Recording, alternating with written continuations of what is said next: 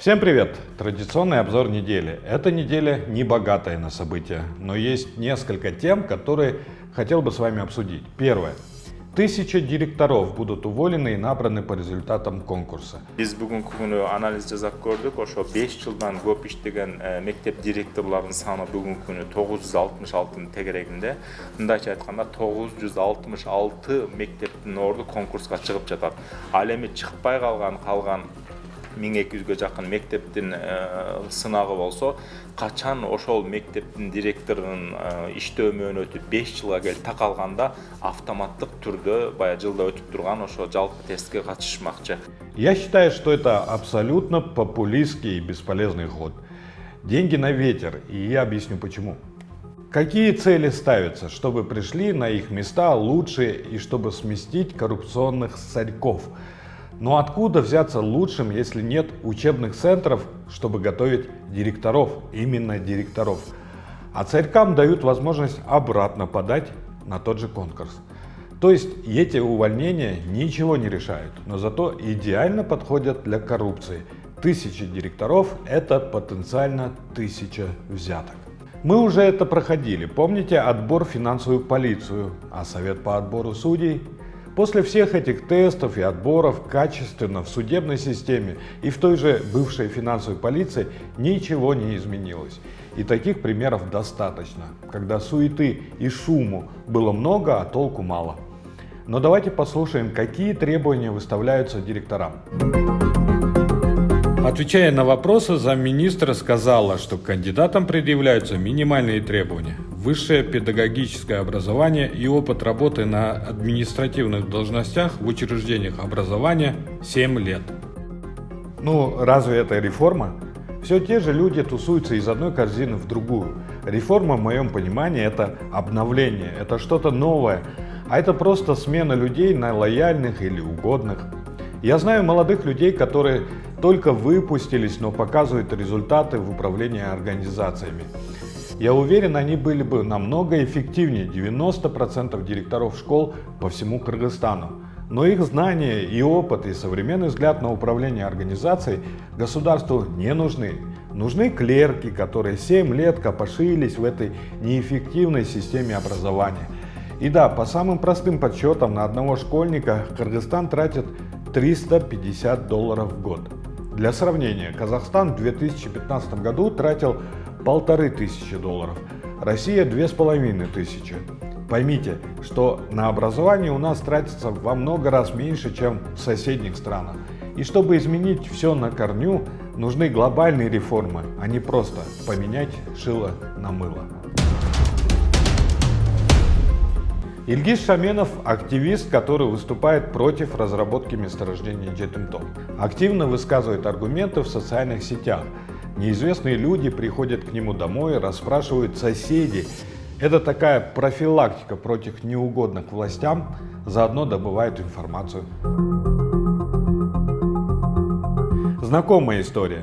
На этой неделе международная сеть журналистов-расследователей OCCRP выпустила большое расследование по моему делу.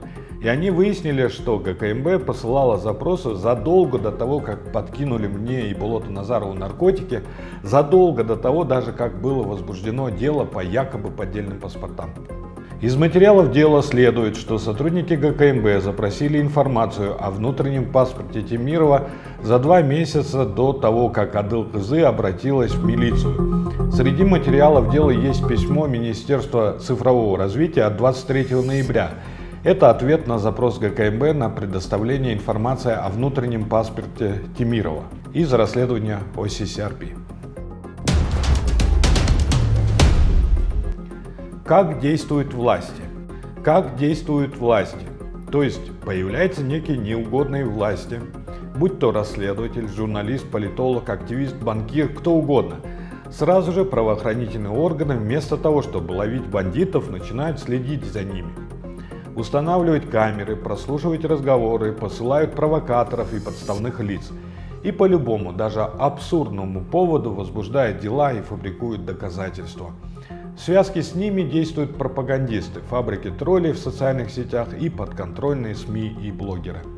На суде сотрудники врут, что выехали по заявлению в составе 6 человек. Мы же насчитали как минимум 20 человек, участвовавших в этой спецоперации по ликвидации нашей команды.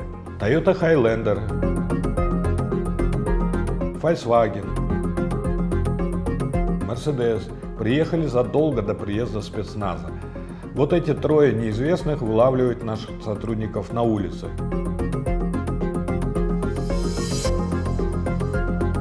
После митингов в поддержку нашей команды участникам поступают угрозы от сотрудников 10 и 7 отделов МВД. В спецоперации властей против команды Темиров Лайф и Айтай ДС участвовали 5 отдел ГКМБ, Главное управление следственной службы ГКМБ, СБННОН, 7 и 10 отдел МВД. Не говоря уже о следователях, спецназе, криминалистах ГУВД. Провластных СМИ, фабрики троллей, группы программистов, копавших в наших компьютерах, пресс-служба президента, организовавшая пресс-тур в Джалабад, и еще неизвестно до хрена сколько людей.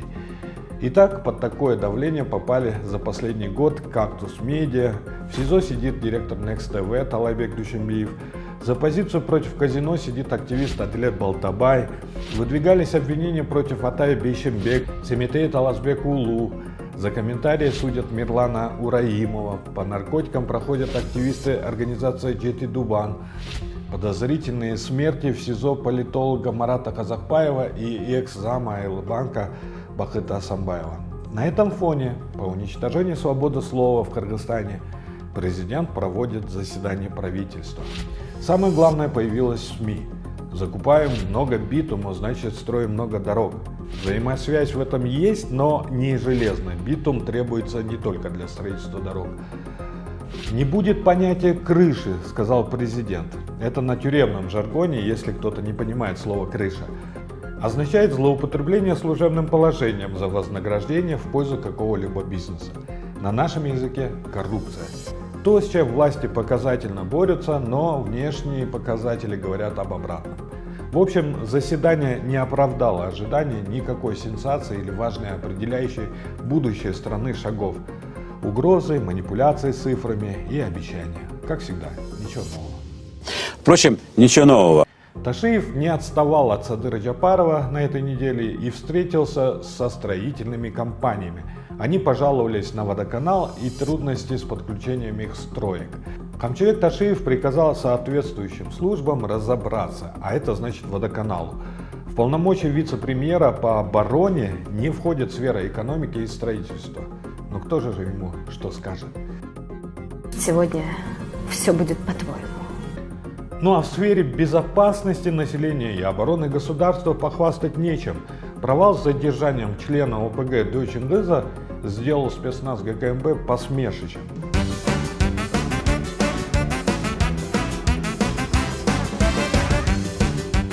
Резюмируя, у нас в стране популистская непрофессиональная власть. Все силы бросили на то, чтобы понравиться населению. Отсюда и гонения на критикующих, отсюда ложь в устах высших лиц, отсюда и невыполненные обещания. Простой совет власти. Не врите, не будьте лицемерами и проверяйте периодически, что изменилось в жизни простых людей. Ни одного, ни двух, а в целом всех. На этом все. Спасибо за внимание. До новых встреч. Дорогие зрители, хотите еще больше расследований? Хотите помочь нам в борьбе с коррупцией? Тогда поддержите нас в Патреоне. Подробнее по ссылке в описании.